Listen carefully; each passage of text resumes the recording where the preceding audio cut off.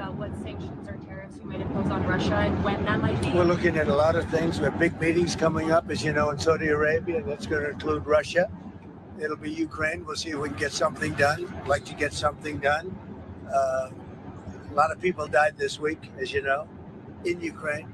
Not only Ukrainians, but Russians. So I think everybody wants to see it get done. We're going to make a lot of progress, I believe, this week. Is President Putin disrespecting you by attacking Ukraine when you're trying to Who? make peace there? Is President Putin disrespecting you by attacking Ukraine when you're trying to make peace there? What did he do? Well, he's attacking Ukraine.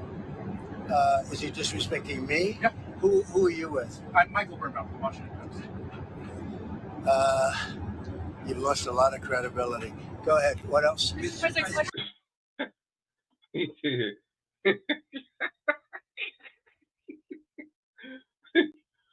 Oh man, the guy didn't even answer the question. Oh man, hey, look, you know, it was a stupid question to be honest. Is he disrespecting you? Like, I mean, there are a lot of complexities, a lot of moving parts. Like, what do you expect them to say in a situation like this? Robert, go ahead. Americans who have seen their retirements accounts fall in recent day are getting very nervous about these tariff conversations. Oh, I think the tariffs are going to be the greatest thing we've ever done as a country. It's going to make our country rich again. We have many companies, as you know, auto companies are opening up plants now. We've had 4 or 5 announced already, but many more are coming. And we're basically going to take back the money, a lot of the money that we've given away over many decades. We've lost our jobs, we've lost our factories. We've lost 90,000 factories since the beginning of NAFTA. It's not that long ago. 90,000 factories, think of that. And we're going to get them back. And they're coming back, and they're coming back in records. Look at what happened with the big chip company, the biggest in the world. By far the most powerful chip company in the world, from Taiwan. And they're going in with $200 billion of money, and they're going to build something that's going to give us 35-40% of the chip market in one company. No, it's going to bring it back, and I think it's going to make us bring us to a level that we've never had before. Is there going to be a government shutdown this May? Well, he said a mouthful there for sure. You know, I think the man is sincere as it relates to what's good for the United States. It's always tough to tell, you know, who's who and what's what in this whole political sector. But from a lot of the moves that he's done thus far, it has indicated real life change and living up to a lot of what he spoke about. Rather it was immigration, economy, the whole crypto thing, just security, you know, dealing with international issues and whatnot. I mean, the guy is really on top of it. So, you know, it's difficult as far as the tariffs are concerned and how that might impact prices in the market and whatnot. It's hard to say. And I suppose that will determine a lot on how people feel about that whole issue. But at the end of the day, these things are never easy. And I'd say I think it's the right play. Many of your supporters are concerned about your supporters are attacking SCOTUS Justice, Amy Coney Barrett. You put her on the bench. They're saying she's a DEI hire. Do you regret putting her on the bench? Look, she's a very good woman. She's very smart. And I don't know about people attacking her. I really don't know. I think she's a very good woman. She's very smart. Is there going to be a government shutdown at the end of this week? Could happen. I mean, the Democrats want that. They want to destroy the country. So I can't tell you, but it could happen. It shouldn't have happened, and it probably won't. I think the CR is going to get passed. We'll see, but it could happen. You never know. The Democrats are out of control. You saw that the other night during the speech when they wouldn't stand up for 2 of the young ladies were killed by illegal aliens. One with the cancer, the young man with the cancer, and all you want to do is stand up and applaud the man and the boy, the young boy. And nobody's ever seen anything like that. They're out of control. They've lost their minds. Mr. President, are you? Okay. Again, here, as far as the Democrats, me, myself, I'm not really pro one or the other. I know these things are very fluid, and parties shift identity and ideology over time.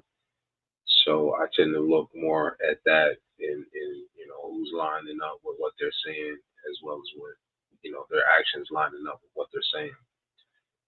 So having said that, I do believe that the Democrats are out of control. The evidence would suggest nothing less.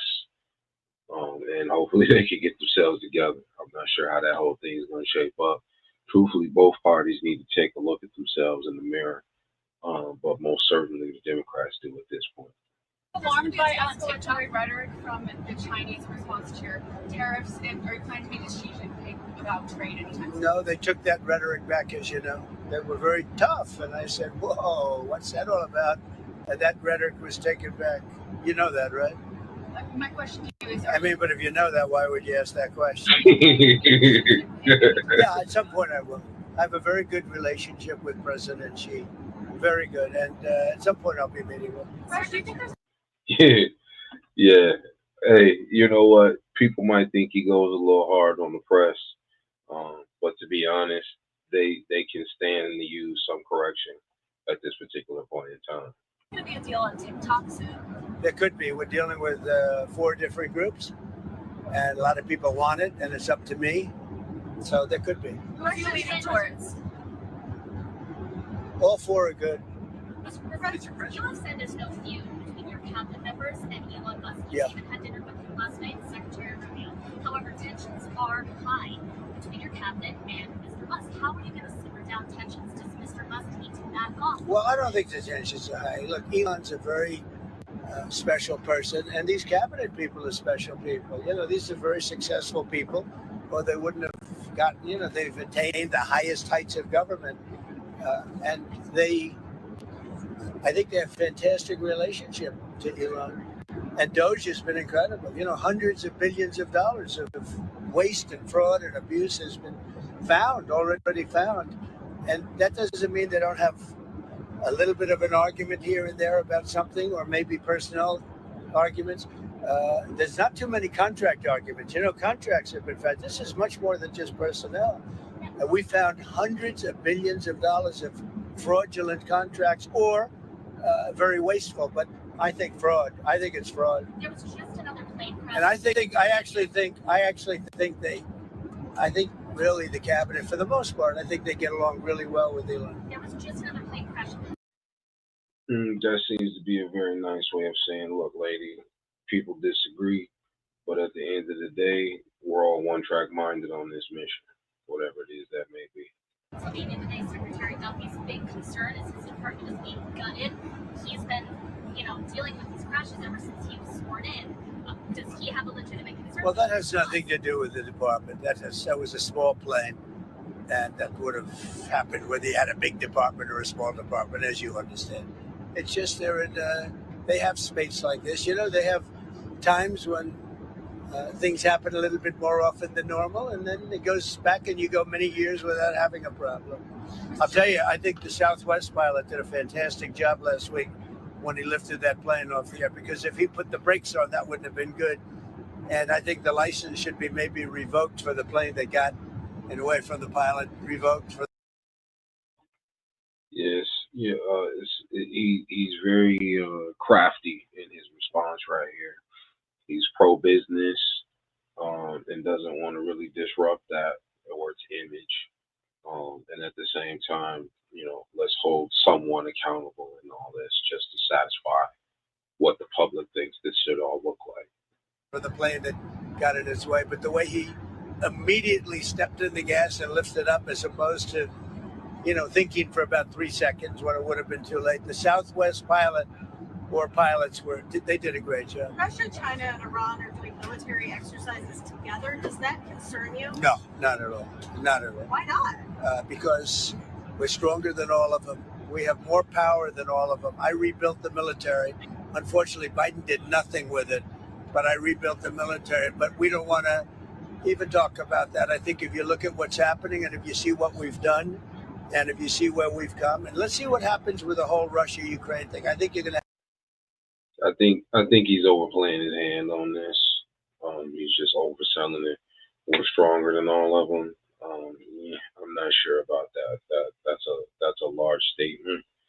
Uh, and not at the same time, not that he should be concerned, right? Countries hold military drills all the time. That's not necessarily something to be concerned about. And you could have stated that without overselling it. I suppose that's a large part of what he does, though. Have eventually, and maybe not in the distant future, you can have some pretty good results coming out of Saudi Arabia this week. Are you going to resume aid to Ukraine if they sign the minerals deal? Well, I think they will sign the minerals deal, but I want them to want peace. Right How do now, they show that? How do they show that? well, right now they haven't shown it to the extent that they should. I think right now they haven't, but I think they will be, and I think it's going to become evident over the next 2 or 3 days. I think eventually, look, we have to have peace, and I'm doing this. Money is one thing. We're going to lose. They spent $350 billion on this, but the big thing, If not more. human life. Thousands of people this week. Thousands of young soldiers died this week. Hundreds of people died in cities in Ukraine. And we got to get it stopped. It would have never happened if I was president, and it didn't happen. This was not going to happen. By the way, October 7th wouldn't have happened. Inflation wouldn't have happened. The Afghanistan, the way not that they left, but the way that they left, it looks so bad. Probably the most embarrassing day in the history of our country.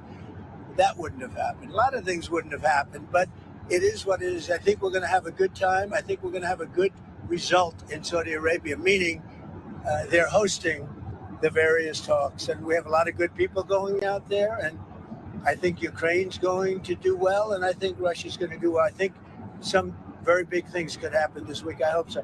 So 2,000 people, at least 2,000 young soldiers.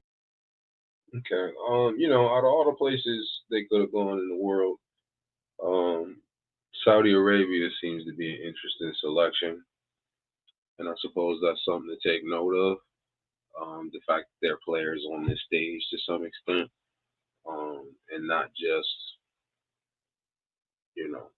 pieces to be kicked around on the board here, so to speak. I'm not sure people are really picking up on that, and then their whole positioning here, in this whole play out. Have died this week.